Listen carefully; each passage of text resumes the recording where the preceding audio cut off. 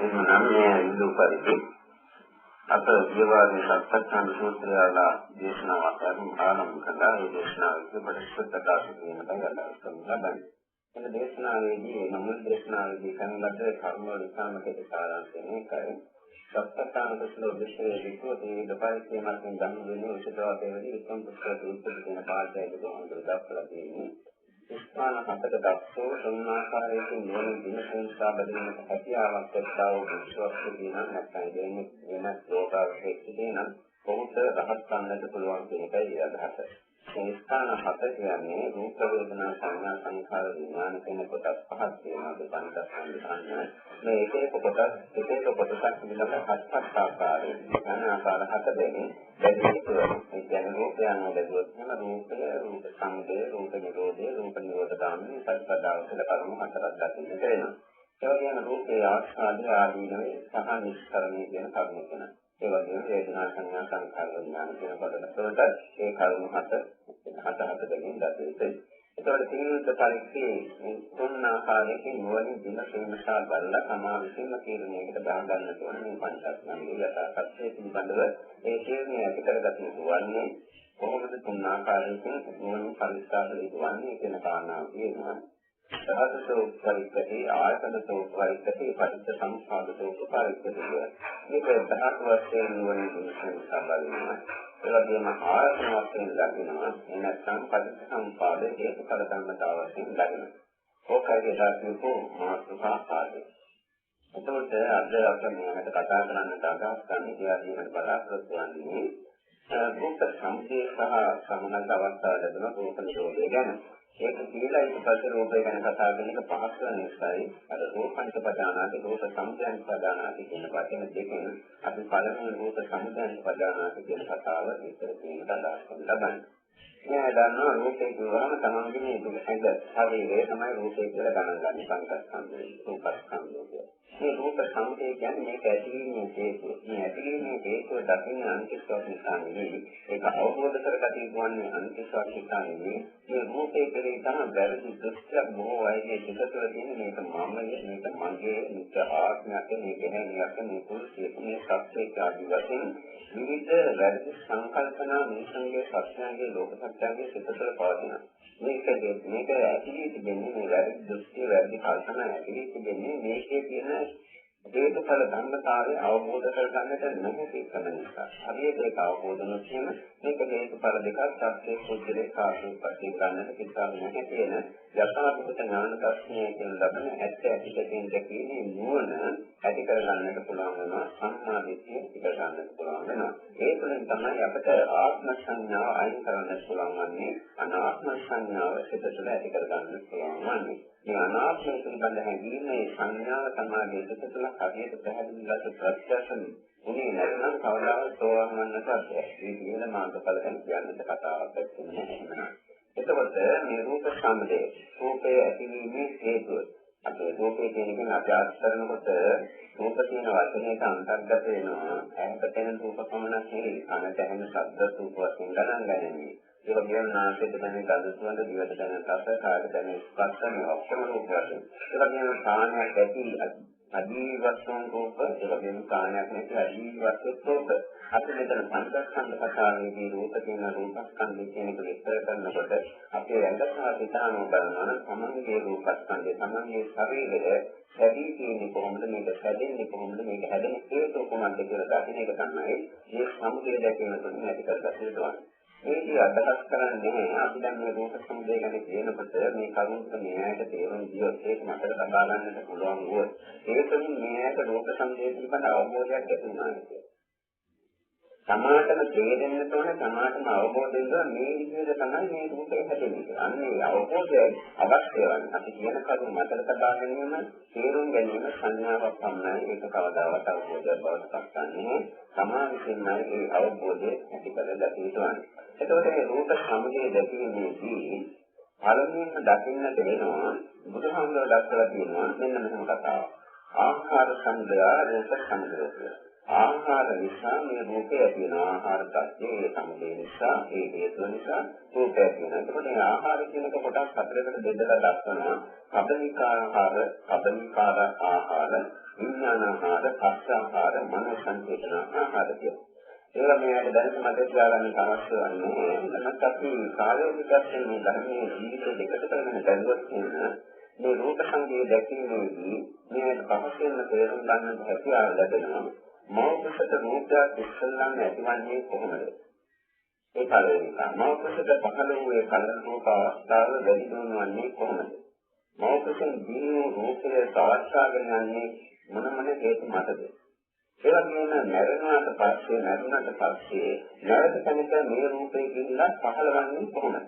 එතකොට අපි රූප සංකේත පිළිබඳව හැම ආකාරයකින් කලින් දැනගත්තා වෙනවා. ඒක මෞඛිකකට ධම්මේ ජීවන ආකාරය ගැන බුදුහාමුදුරුවෝ දේශනාවක් කරලා තියෙනවා. ඉන්නම් කෝපන දෙකේ සංකාරක ගබ්බස්තාවක් හන්දී පොතේ. ගතවතකෝ දෙකේ මාසාපිටෝ සංකප්පතාවන්දී මාසාක්ෂේ උතුම්යන්දී දංගබ්බෝත පස්සපතිතාව පොතේ. දංගබ්බෝත පස්සපතිතෝ පොතේ එවං පොදිස්සේ ඉන්නම් සංකාරක ගබ්බස්තාවක් හන්දී පොතේ. මේ පාඩයක් තියෙනවා. ඒක කියන්නේ මෞඛිකකට දරුදෙන්වත් පහළ වීමට කරුණු තුනක් එකතු වෙන්න ඕනයි. මොකද මේ කරුණු තුන මානසිකව සංකල්පතාව වගේ මාර්ගය විඥානයේ එක්වීම අවශ්‍යයි. මානසික උපනීයෝති මාර්ගයේ මුක්ත සම්පත්තිය අවශ්‍යයි. ඒ කියන්නේ ඒ භාවය අවශ්‍යයි. එතකොට ගන්ධබ්බෝත් පස්සකෝ හොදී විඥානයේ ප්‍රතිසන්දි විඥානයේ එළඹ සිටීම අවශ්‍යයි. මේ කරුණු තුන නැත්නම් ළමයි පිළිසලගීමක් සිදුවන්නේ. මෙතන තමයි මුල ඇතිවන්නේ. මේ නාම රූප ධර්ම නැති මුල. ප්‍රතිඥානනා කරන සෝතේක දර්ශන අනුම කතාවක්. විඥානන්තේ ආනන්ද මාතෘකයෙන් ඔක්කොමිට අපනකෝ නාම රූප මාතෘකයෙන් සමච්චිත කියලා. මේ ප්‍රතිසන්දි විඥානය මෞඛිකත දැනෙන්නේ නැත්නම් මේ නාම රූප ධර්ම මෞඛිකතද හටගෙන ඇති වෙනවා. සිදෙනවා. නෝගේ සම්බන්ධයෙන් ප්‍රතිසන්දි විඥානන්තේ ආනන්ද මාතෘකයෙන් ඔක්කොමිට අපනකෝ නාම රූපං එක්කත්හාය අභිනිබ්බති සතාදී මුතක් නැතිනකට කරනවා. මේ විඥානයේ මාතෘකයට ඇතුල් වුණාට පසුව ඒක නිරුද්ධ වෙලා ගියොත් එම ඒ ආත්ම භාවයේ අපි නාම භාවය කියන්නේ සම්මත වශයෙන් කතා කරන ඒ ආත්ම භාවයේ ලබා දෙන ජීවේ ශරීරය නාම රූප ධර්මයන් ගොඩ නැගෙනවා. ඒක සිදුවන්නේ නැහැ. විඥානන්තේ ආනන්ද මාතෘකයෙන් ඔක්කොමිට කුමාර පත්‍යා කුමාර කායවා අපනකෝ නාම රූපං යොතින් ගුරුල්ලම් දේශනං ආපද්දිසතා දුරේනවා. මේ නාම රූප මෞඛික විඥානය ඇතුළු වුණාට පස්සෙ මේ විඥානය එන්කාලම සම්මානයක් දෙකක් වුණාට කවදාකවත් නිරුද්ධ විඥානං මේ නාම රූප මුත්‍යෙන් ගුරුල්ලම් දේශනං දෙවි දුරු වෙලා ළඟේ බාට පස් වෙනවා කියන කතාව කියන්නට පුළුවන්. නෝදේ සංකල්පයකට කියන්නට බෑ. සත්‍මාත්‍ය ආනන්දයේ සීලයේ දේශනාන මේකපත්‍යෝ මොකද්ද මේකයි හේතුව මේකයි සත්‍ය මේකයි සම්දේ කොහොමදද නාම රූපස්ස ලැබෙන විඥාන මේ නාම රූප ඇතිවීමට මේ විඥානෙ හේතුව. ඒ කියන්නේ මේ ප්‍රතිසන්දි විඥානේ තමයි නාම රූප මෞඛික තුල පළමුවෙන්ම හට ගැනීමට හේතු සත්‍ය වෙන කාරණා සම්පූර්ණ කාරණා. මේක ඒ තරම් දුරට අමාරු කාරණාවක් නෙවෙයි. මේ ඇට විද්‍යාත්මකව කරුණු ගන්න අය ඒ නිසා මේ ඇට මේක පහසෙන් තේරුම් ගන්නට පුළුවන් සත්‍ය දෙන්නට ඕන. එතකොට මේ මෞඛික ඉස්සල්ලාම ප්‍රතිසන්දි විඥානේ ආපනිසා තමයි ප්‍රතිසන්දි විඥානේ මෞඛික අර කලර රූපේ කියන විස්තරණය කියලා සාමාන්‍යයෙන් අපි ව්‍යවහාර කරනවා. නව දීසාරයන් කියාගේ ධාතු දෙකේ එකතු වීමට යුක්තාන දෙකක් එකතු වීම නිසා යුක්තාන කියනවා. සාමාන්‍ය සිංහලෙන් කියනවා ඒක තමයි ගිහිලා ඉන්නේ. එතකොට මේ තත්ත්වයේදී ඒ ප්‍රතිසන්දි විඥානේ එතෙන්ට ගිහිලා එන්න විතම සහජාත තත්ත්වයෙන් හටගන්නා රූප ධර්ම තුනක් ඇති වෙනවා. සහජාත කියන්නේ එකට උපදිනවා කියන්නේ එකට පහළ වෙනවා කියන්නේ. ඒ කියන්නේ දැන් අපි තමයි අඳුර කියන තැනක අපි පහනක් දැල්නකොට එළිය දැකීමත් අඳුර දුරවීමත් යොමුවීමත් ඒ පහන් දැල්ල තියෙන තැන යම් කිසි සුදු හෝ රස්නයක් ඇතිවීමත් කියන කරුණු තුන එක සිදුවෙනවා. දැනීම සිදුවීම එකවර පහළ වෙන එක තමයි සහජාත කියන්නේ. අර ප්‍රතිසන්දි විඥානයේ මෞඛ්‍යද ඇතුල් වනකොටම අර කර්ම ශක්තියේ බලයෙන් සහජාත වශයෙන් රූප කලාප කොටස් වෙනස් පහළ වෙනවා. කාය දසක, භාව දසක, වස්තු දසක කියලා. කාය දසක කියන්නේ කයක් ඇතිවීමට අවශ්‍ය නිසා රූප කලාප කොටස් 10ක්. ගැහැණියෙක් පුරුෂයෙක් කියන එක තීරණය කරන්නට අවශ්‍ය වෙන නිසා භාව දසක රූප කලාප 10ක්. ඒ වගේම ජීවිතයේ පවත්වාගෙන යාමට හිතේ ප්‍රයත්නක අවශ්‍ය නිසා වස්තු දසකයේ කියන ලබන මේ හදවත නෙවෙයි අපි මේ කතා කරන්නේ වස්තු දසකයේ පහළ වෙනවා. මේ වස්තු දසක, කාය දසක, භාව දසක කියන කොටස් 10ක තුනක් තියක් පහළ වෙනවා. ඒ කියන්නේ මෞඛ්‍යයේ ඉස්සෙල්ලාම ප්‍රතිසන්දි විඥානය එනකොටම මේ ප්‍රතිසන්දි විඥානයේ සමගම මේ රූප කොටස් 10 පහළ වෙනවා සහජාතයෙන් එකවරම මේ කර්ම ශක්තිය තුළින් ජනිත කර දෙනවා. මෙතන 10 කොටස් තුනක් කියන්නේ 10 කොටස් තුනක් කියන්නේ කාය දසක කියනවා. කාය දසක කියන්නේ මොකද? තමන්ගේ ශරීරය ඒ ප්‍රතිසන්දිය ගෙන දුන් කර්ම ශක්තියට අනුවයි මේ ශරීරය නිර්මිත කරන්නේ. අපිට බෑ ඒ ප්‍රතිසන්දි විඥානය ගෙන දුන් කර්ම ශක්තියට විරුද්ධ වන ආකාරයේ රූපයක් නිර්මිත කරන්න කැමති කමන්නේ. මොකද බීජය එකයි. එතකොට මේ බීජයේ ශක්තියට අනුව උපදිනවා මොකද්ද? කාය දසක රූප කලාප 10ක්. ඒ කියන්නේ හැම රූපයක තියෙනවා මූල ධාතු හතරක්. මේ ගන්න කාරණා පතරියාකෝ කිව්වා කියන එක. ඒ හතරට අමතරව හැම රූපයකම තියෙනවා වර්ණ, ගන්ධ, රස, ඕජා කියන කොටස් හතරක්. ඒ කියන්නේ හැම රූපයකම පාටක් තියෙනවා. අපිට පොඩි උනත්, ලොකු උනත්, දෙන උනත්, නොබැන්නත් යම් කිසි වර්ණයක් තියෙනවා. ඒ වර්ණය හැදෙන්නේ මේ මූල ධාතු හතර එකතු වෙන නිසා. එහෙනම් වර්ණ ගන්ධයක් තියෙනවා. දසක් කෝෂණයක් තියෙනවා. අපේ නායක දැනුමක් ලැබෙනවා. ඒ ස්වරූප මොකක්ද ඒක තියෙනවා. ඒකේ රසයක් තියෙනවා. ඒක ඕජාවක් තියෙනවා. මේ අටට. ඒ කියන්නේ පතරියාකෝ කිව්වා කියන හතරයි මේ වර්ණ ගන්ධ රස ඕජා කියන හතරයි කොටස් අට තියෙනවා. මේ රූප කලාපාට සෑම රූපයකම තියෙන පරමාණුක තියෙනවා. එතකොට මේ රූප කලාප අටට කාය කයක් ඇති වෙන්නට අවශ්‍ය නිසා කාය කියන කොටස ඇතිවෙනවා. මේක නිකන් ඇතුළු කරන්න බෑ. මේක ජීවත් වන්නට අවශ්‍ය නැහැ. ඒ නිසා ජීවිතයේ රූපේ කියන කොටස ඇතුළු වෙනවා. එතකොට ඔන්න තමයි 10ක් ඇතිවෙන්නේ. ඒ කියන්නේ පතරියාකෝ කිව්වා ඒ හතරයි වර්ණ ගන්ධ රස ඕජා හතරයි. මේක ජීවත් කරන්න ඕන නිසා ජීවිතයේ රූපයක් අවශ්‍ය වෙනවා. මේක කය නිසා කාය ප්‍රසාර රූපය වෙනවා. මෙන්න මේ රූප 10 ප්‍රතිසන්දි විඥාන ගෙන දීමක් සම්බන්ධව පහළ වෙනවා. ඉතින් මේ භාව දසක ඉස්ත්‍රි භාව පුරුෂ භාව එකෙන් එකක් පාන කලාතුරකින් දෙකම ඇති වෙනකත් ඉඳ තිබෙනවා. මේ ඉස්ත්‍රි භාව පුරුෂ භාව රූප වල අර දසකයක් කියන්නේ අර කලින් කියපු අට. දැන් පතරියාකෝ කිව්වා වර්ණ ගන්ධ රස ඕජා කියන හතරයි. ඉස්ත්‍රි භාව රූපයක් හෝ පුරුෂ භාව රූපයක් ඇති වෙනවා. ඒකම ඒක ජීවත් කරගන්නට ශක්තිය දෙන ජීවිතීය රූපයක් හදගන්නවා. මේක ප්‍රධානමේදී මනුෂ්‍යගේ විතරම අපි මේ කතා කරන්නේ. විද්‍යාත්මක පැත්තෙන්. ඒකට ඊළඟට වස්තු දසකේ හිත පහළ වෙන තැනක් අවශ්‍ය වෙනවා. හිත පහළ වෙන්නේ ශරීරයේ රූප කොටස එල්ලගෙන ඒකට අපි වස්තු කියනවා. අදේ වස්තු කියලා තමයි කතා කරනවා. නමුත් ඒ වචනේ ඉස්සර නිරාශාන්ත වචනය හරියට නෑ. මේ ශරීරයේ රූප කොටස එල්ලගෙන තමයි හිත පවතින්නේ. ඒක ලොකුනාට පස්සේ බැඳුනාට පස්සේ මොළයේ රූප සෛලයන් ඔක්කොම එල්ලගෙන තමයි ක්‍රියාශීලී මනස සෑම ක්‍රියාශීලී මනසම සිදුවන්නේ නැතුවයි. එතකොට ඒ රූප කොටස් වල එල්ලගෙන මනස පහළවන්නට අවශ්‍ය නිසා මනසේ ප්‍රයත්න සිදුවීම නිසා මේ වස්තු දසකයේ කියන රූප කොටස් ඇති වෙනවා. ඒ කියන්නේ එතන කොටස් 10ක් තියෙනවා. වස්තු දසකයේ අදහස් කරන්නේ පතරියාකෝ කිව්වා වර්ණ ගන්ධ රස ඕජා කියන අටයි. ඒක පවත්වාගෙන යන ජීවිතයේ අවශ්‍ය ජීවිතින් රූපයයි. ඒ වගේම වස්තු රූපය කියන 10. මෙන්න මේ රූප කලාප පිළිගන්න මෞඛ්‍යසත් ප්‍රතිසන්දි ඥානෙ එන්න විතරම ඇති වෙනවා. සහජාත ප්‍රත්‍ය වෙන්නේ ඒක මාන ප්‍රතිසන්දි විඥානයේ ගෙන දුන්න විපාක ශක්තිය ගෙන දුන්න සිත මගින්ම ඇති කර දෙනු ලබන රූප කලාප ටික. මේ රූප සම්බේ රූපය ඇතිවීමේ මූලික ප්‍රත්‍ය. මේක තමයි මෞඛ්‍යතාවට මුස්ලම රූපයක් ඇති වෙන අවස්ථාව. මේක ඊළඟට වැඩි දියුණු වෙනවා. මේකට තමයි අපි කියන්නේ ආහාර සම්මුදය රූප සම්ප්‍රයෝග කියලා අපි කතා කරන්නේ. බුදුහාමුදුරුවෝ ආහාර නිසා රූප ඇතිවෙන මේක තමයි විඥාන ආකාරය. මේ රූපය කියන්නට මේ ප්‍රතිසන්දි විඥානයේ ආකාර වෙනවා. දැන් මේක පහසෙන් නෑ තේරුම් ගන්න පුළුවන්. දැන් මෞඛ්‍ය පහළ වූ රූපේ දැන් වැඩින්නේ මොකද? වැඩින්නේ මව ගන්න ආහාර පාන දෙයක් ශරීරයට ලැබෙන නිසා. ඒක දෙකම වැඩිපුරින් යනවා.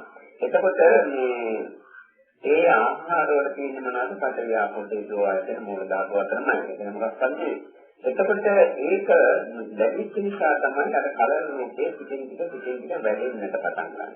ඕයින් වැඩෙන කාල පරිච්ඡේදය වැඩින ආකාර ආදී විස්තර වශයෙන් බුදුහාමුදුරුවෝ ප්‍රකාශ කරලා තියෙනවා. ඒක මේ කියන්න අවශ්‍ය නැහැ. මේ ගන්න තරම. එතකොට මේ ඒක වැඩිනවා. ඒ වැඩින්නට හේතුව කරුණ මොනවද? එතකොට එතන කියන්නේ මව ගන්නා ආහාර පාන මොකක්ද මේ කබලීකාර ආහාර කියන්නේ. කන බොන දේවල් කබලීකාර ආහාර. මව කන බොන දේවල් හරියට ගන්න කන බොන දේවල් වගේ තමයි එතෙන් ගණන් ගන්නේ. ඒ ආහාරය වෙන්න. මේ විදිහට අපි තේරුම් ගත යුතු කාරණාවක් තියෙනවා. මවගේ අර යාගේ දුක්ඛාන සමානයි නෙවෙයි. ඒවා අපි කොටස් පිටුවක් මමයේ කියන මවගේ සාධ්‍යාගේ දුක්ඛානුව මවගේ ත්‍යාගය වෙන අපි ඒක මම කියලා ගන්නවා උපදින්න පටන්ම ප්‍රතිසංවේදී යනසන.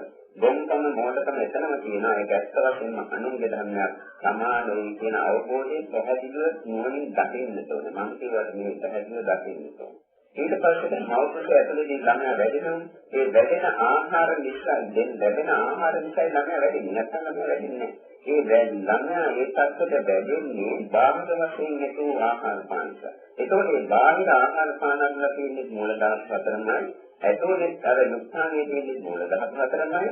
ඒක අර ශරීරයේ රූප කලාපක් තියෙනවා. මේවා ටික ටික වැඩිදී ආහාර ප්‍රත්‍ය නිසා බාහිරින් නැති. මේ බාහිරින් ඇතුළු ආහාර ධර්ම වල කිසිම මම බවක් මගේ බවක් ආත්ම භාවයක් තියෙන්නේ නැහැ. ඉතින් ඒක තමන්ට දෙයක් තියෙනවා.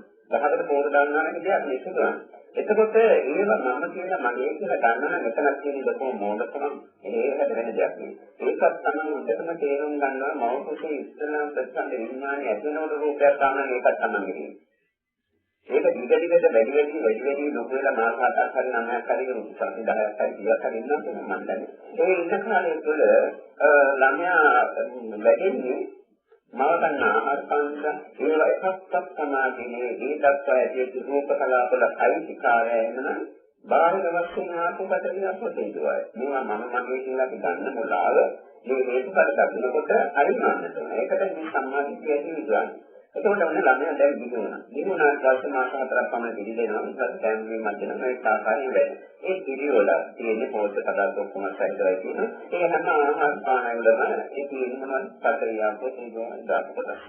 දැන් මේ දාප කොටස් හතරෙන් තමයි අපි මේ තත්ත්වයට මේ ශරීරේ පත් කරගෙන තිබෙන්නේ.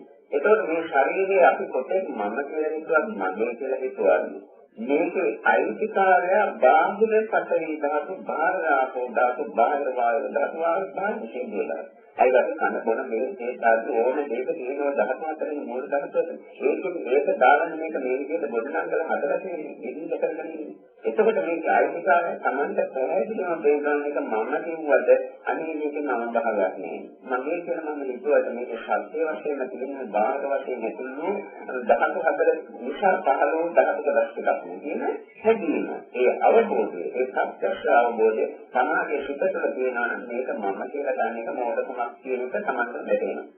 දැන් මේ නවකසින් බැරි වුණාට පස්සේ ආහාර ප්‍රත්‍ය තමයි ලැබෙන්නේ. ඒකට කියන්නේ කබලිකාර ආහාර කන බොන ආහාර. මේ ශරීරයේ පවත්වාගෙන යන්න තව සංකේතයක් තියෙනවා. දැන් මේකනේ ශරීරයේ පවත්වාගෙන යන්නේ.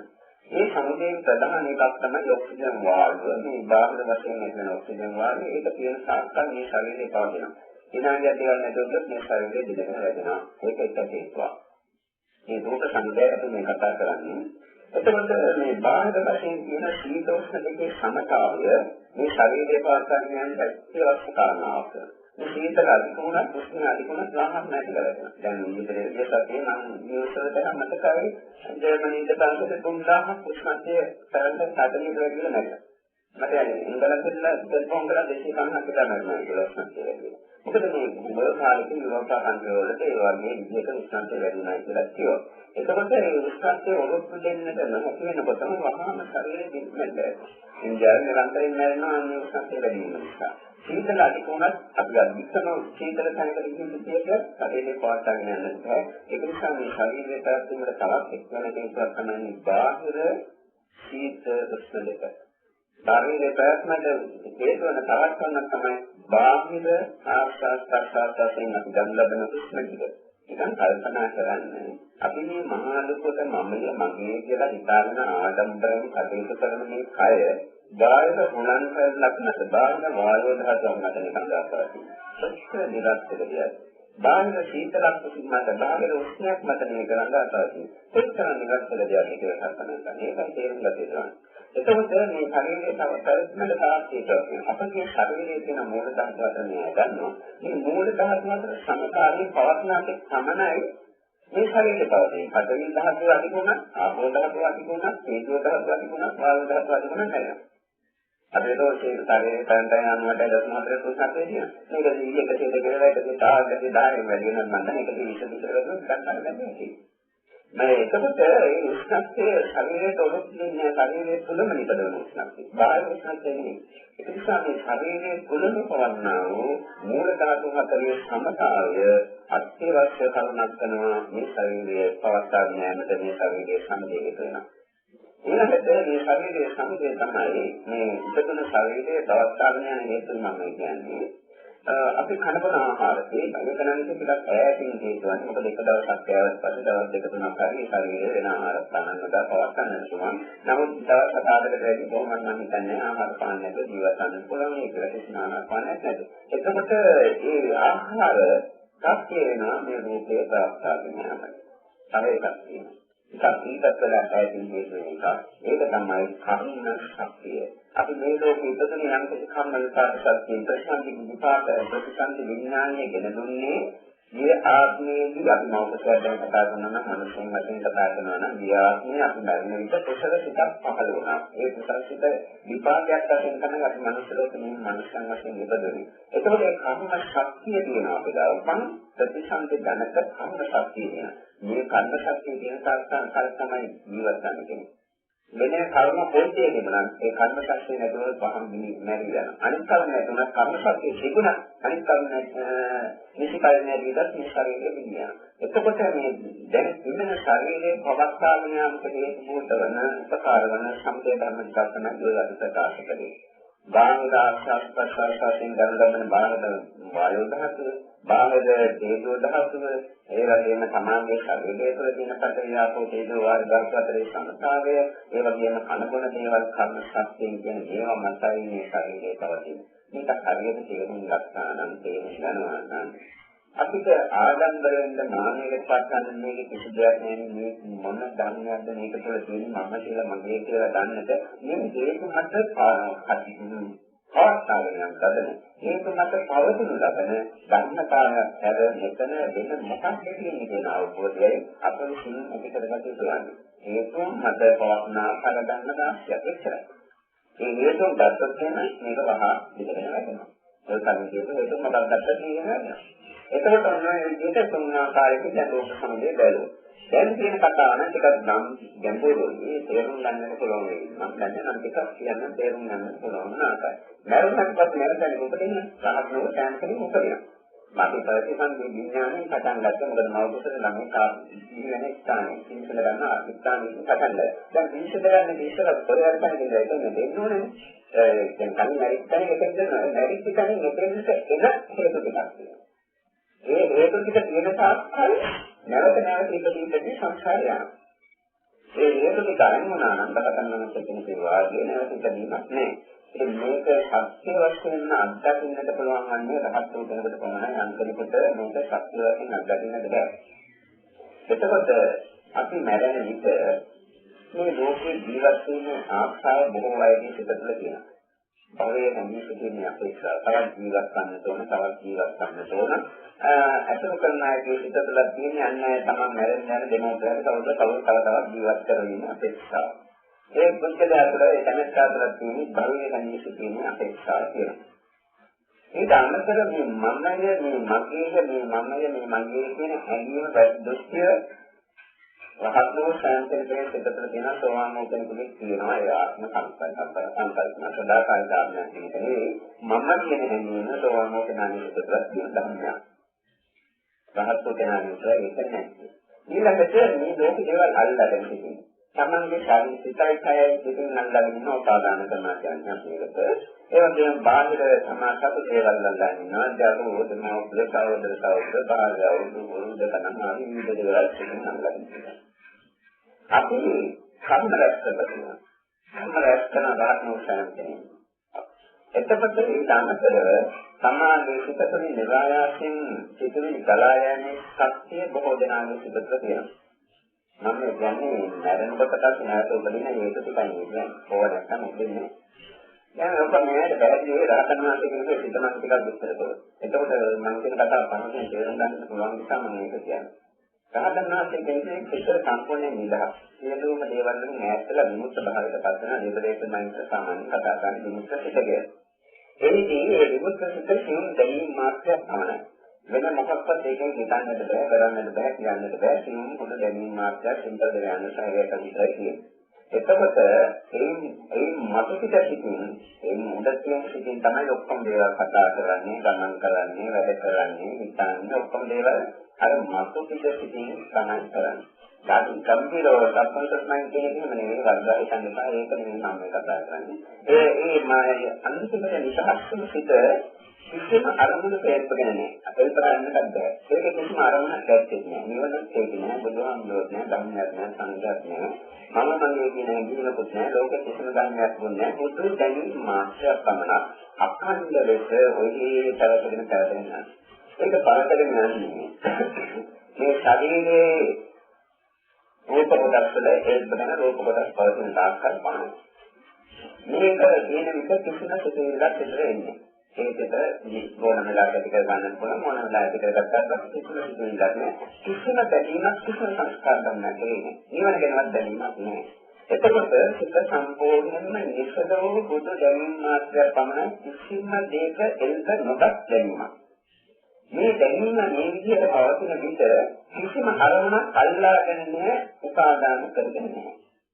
මේ දැනීම මේ ආකාරයෙන් කිසිම දෙයක් නැතුව පැවතගෙන යනවා. මේ පැවතගෙන යනකොට මේ කයේ ඉඳිලා මේක පවතින්නේ. මේ කය දිවි යනකොටම මේ සිත දිවි යනවා, මැරෙනවා. ඊට පස්සේ ඒ සිතට චින්තකනික සිතක් ඒහා සම්බන්ධව සිතක් නැවත තැනක පහළවන්නට හේතුවක් නෑ. මොකද නිරායාසයෙන් සිටිවිලි කරා යන්නේ සත්‍යයක් කෙරෙහි සිතක් තුළ ක්‍රියාත්මක නොවන නිසා. මේ කාර්යයට මම උදාහරණයක් දුන්නොත් අපි හිතමු අහස උසට අපි දැල්ලක් වගේ එකක් දාලා තියෙනවා නැත්නම් භාගයක් නැත්නම් උඩ විදිහට නිකන් පාලන වගේ අහසට දාලා තියෙන දැල්ලක් වගේ. ওই දැල්ල ටික මිනිහෙක් ගමන් කරනවා. ගමන් කරන ඉතින් දැල්ල දිනන මිනිහා අහස රෝගක් යනවා විදිහටම යනවා. දැන් දැල්ල නම් ඉන්න පෙරවලටම ආවා. දැන් එක කකුලක් උස්සලා දැන් ගමන් කරනකොට එකක් තියුවා ඒක ආසේ තියෙන්නේ. දැන් අනිත් කකුල තියෙන්නේ දැල්ල උඩයි. ඒක දැල්ල උඩ තියෙන කකුල ගත්ත ගමන් අර මනස කරන්නේ. ඒ නිහඬ මනසක් නේ. මේ වගේ තමයි රාතන් මාසයේ කියනවා. මොකද මේ නාමද අර අන්තිමට ඉතුරුච්ච සිට ඔය ගණන් කරන රූපස්කන්ධයේ සත්‍යය තියෙන තාක්කල් ඒක නැති ගමන්න ඒ සිත කලන්නේ නැදෙන ඒ පස්සෙනට ඊහා සම්බන්ධ වෙන කෙනෙක් පිටිල්ලක් ඇතුළන්න හැකි තමයි. සාමාන්‍ය ලෝක සත්‍යයේ සත්‍ය ඔකනේ. මෙතෙන්දී අර ඔක්කොම දේවල් ඇතහැරි ගියාට පස්සේ උපාදාන විරේත භාවයට පත් වුණාට පස්සේ විමුක්ත භාවයට පත් වුණාට පස්සේ කියන තත්ත්වයක ගතන ප්‍රකාශ කරනවා. ඒකෝට එහෙම නෙමෙයි සාමාන්‍ය ලෝක සත්‍යයකට ක්‍රියාත්මක වන්නේ. මම කියන හැඟීමේ පිළිදලා මගේ කියන හැඟීම අල්ලගෙන ආස්ථාව පිටතල ගියාන්නේ අවිද්‍යාවවත් නොදක්කම සිතල ක්‍රියාත්මක වෙනවා. බවේ හැඟී සිටීමේ අපේක්ෂාවක් තියෙනවා. මේ සියලුම දේවල් වල කුසල අකුසල අපේක්ෂාවෙන් කුසල අකුසල හොඳයි කියලා දැනන කටයුතු කරලා තියෙනවා. සිත තුළින් නිරායාසයෙන් සිටිවිලි දරා යන්නේ බව සත්‍යයක් වෙනවා. මේක නිසා සිත එකපාරට නවතින්නට බෑ. සිත වේගයෙන් ක්‍රියාත්මක නැති යන ධර්මයන් එකපාරටම වේගයෙන් ක්‍රියාත්මක වෙනකන් නවත්තන්නත් බෑ. දැන් බයරටම 4 විතර කාලයක වේගයෙන් ගිහින් එකපාරට බ්‍රේක් ගහුවොත් 40 40ක් ඈතින් ඒ කාර්යක නවතින්නේ. බ්‍රේක් ගහපතම නෙවෙයි. කායයකට කරකවන එකක් ඒ කායයක ඕක්ටර් ගමන්න නවතින්නේ. ඒකේ අර ඒ දෙන්න අදෙන්කම් දෙන්න තමයි නවතින්නේ. ඒ වගේ තමයි මේකේ ක්‍රියාත්මක වෙන එකක් එකපාරට කොහොමද නවත්තන්න බෑ. මේ පිටත් වේගයෙන් ක්‍රියාත්මක වේ ජීවිත කාලය පුරාම පැවතුණා. මරණකොට සිදුවනවා මරණකොට සිදුවන්නේ මේ ජීවිතයේ ඒ සිත සම්පූර්ණ නිරුද්ධ වෙනවා. මේ ජීවිතයේ ලැබෙන මේ ශරීරයෙන් ඉල්පදෙන ඒ සිත උපදින්නට බෑ. මේ ශරීරයේ පිළිදැන නිසා ඒක සත්‍යයක් නැතිල. ඒකත් අර වේගයෙන් ප්‍රතිපිලි ධාරාව එතන නතර කරන්නට බෑ. ඒහා සම්බන්ධව සිත ඒ කියන්නේ මරණකොට අන්තිමට පහළ වූ සිතට ඒකට කියන්නේ ප්‍රතිශත කියලා. ඒ ප්‍රතිශත ප්‍රථමයෙන් පහළ වූ සිත කර්ම අවසාන වශයෙන් පහළ වූ ආසන්න කර්මය ගන්නේ. ඒ ආසන්න කර්මයට අනුරූපව වෙන තැනක ගිහිල්ලා අර කියපු ආකාරයෙන් ප්‍රතිසංවේඥානය දෙනවා. මෞකෂතෝ ඔයලා තැනක ඒක දෙවියන් මාගේ ඕපපාතික වශයෙන් දෙන්න තියෙනවා. අන්දජාලාව සංසේදෝපාදී රූපත්තම හතරක් දක්වලා තියෙනවා. ඒ ඔකාසනකෝ ඒ ආකාරයෙන් ගිහිල්ලා ප්‍රතිසංවේඥානය ගෙනදලා මෙන්න මේ ආකාරයෙන් තමයි මේ රූපස්කන්ධයේ සමුදය මේ ආත්මෙන් මේ ආත්මයට ගැටගැහෙනවා. මේ ආත්මෙන් ඊළඟ ආත්මයට ගැටගැහෙන්නේ සම්මය ආකාරය. ඔය ගැට ටික කපන තාක්කල් මේ සංසාර ගමන දිගින් දිගට යනවා. ඒකයි. සහතන් වහන්සේ කියන්නේ පස්සේ බුදු කියන්නේ අන්තිසාරේ ඔක්කොම කරලා අර දැල්ල උඩ ගමන් කරන තැනක් තමයි කියන්නේ. අර උපමාවයි. එතකොට මොකක්ද මේ ප්‍රශ්නේ වෙලා දුක වෙලා. එතකොට මේකත් පාස්කේක කරුණාවල මේකට තේරුම් ගන්නට මේ පස්සේ දීප කාරණාව තමකට අපහසු වන්නත් පුළුවන්. නෙවෙයි වන්නත් පුළුවන්.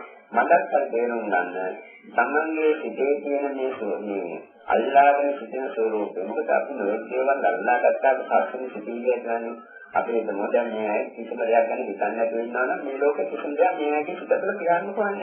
අපේ තමන්ගේ ගේ තියෙන ගේ ගැන දැන් හිතේ නැත්නම් දෙයක් තියෙනවා කියලා මේගොල්ලෝ දන්නේ.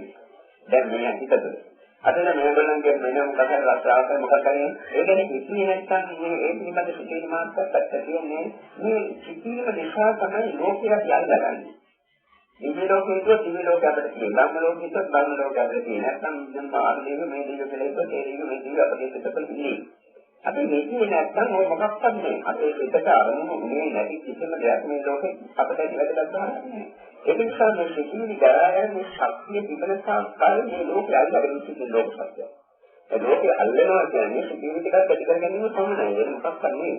ඒක මේක දැනුවා මම තේරෙන්නේ. ඒකකොට මේ සිතිවිලි ගායනයේ ශක්තිය තියෙන නිසා තමයි මරණ මොහොතේදී නැවත ඉපදින්නේ. ඒක මේ සිතිවිලි ගායනයේ ශක්තිය දෙදෙකම මගේ කියන අස්තිමානිකය කියන අවිද්‍යාව කියන අර බරතන්නා ඇතිවීම උපාදාන ඇතිවීම ආදී හේතුනේ.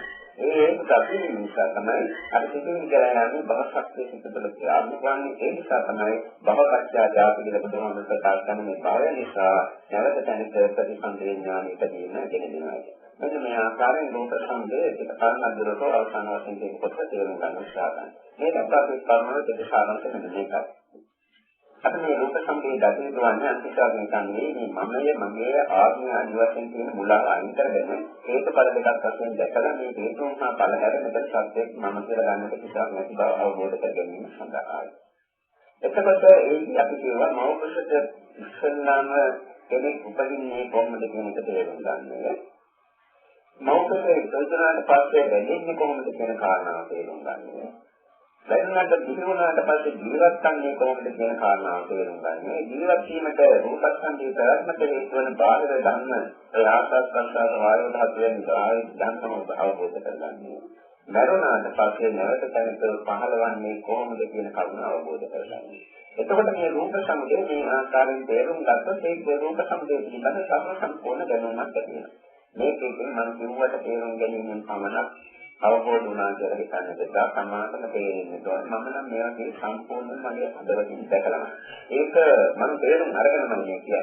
නමුත් මේ එහෙම තේරුම් අරගෙන කියන්නත් පුළුවන් නේ හිතන්නත් පුළුවන් කියන කාරණා මම හිතන්නේ. නමුත් පරමද්දරෝ අවබෝධ කරගන්න බලන්න මේක මේ විදිහට නේද සිදුවන්නේ මේක මෙහෙම නේද සිදුවන්නේ කියලා. එහෙම වුණොත් තමයි එහෙම අවබෝධ වුණොත් තමයි සමාන්තර වෙන්නේ මේකේ සත්‍යය කියලා ගන්නට මම කියලා ගන්නට කිසිවක් නෑ මේවා ඒ කුසල ඵලය. මේකෙන් හේතු නිසා මේ ඵලය පවතිනවා කියලා. ඒවා බුද්ධ සංස්කාර ගන්න තමයි. හොඳයි එහෙනම් දැන් කියන ධර්ම දේශනාව මෙතනින්ම ගන්නවා කියන දර්ශන පාඩේවල තික්ම නිසා කල්පනා කරන්න මේ විදිහට බුදුරජාණන් වහන්සේ බුද්ධ පූජාට යොමු සංඝාරදාන දෙලෙන්නේ මේ ධර්මයක් ඇතුළත මේ ආශීර්වාද මාකාරයෙන් දස්කර ගන්නා සත්‍යයේ අපිට මේ පංචස්කන්ධ සම්මේලය දැකලා පංචස්කන්ධ සම්මේලය කියන පංචස්කන්ධයේ කෙරේ පාලන වූ ආත්මීය සංඥා සම්පූර්ණ දුරු කරලා ඒකෙන් පංචස්කන්ධ ධර්මයන්ගේ නිරෝධය දැකලා අනාත්මයෙන් සංසිඳ මේක සත්‍යයේ හේතු වේවා වාසනාව වේවා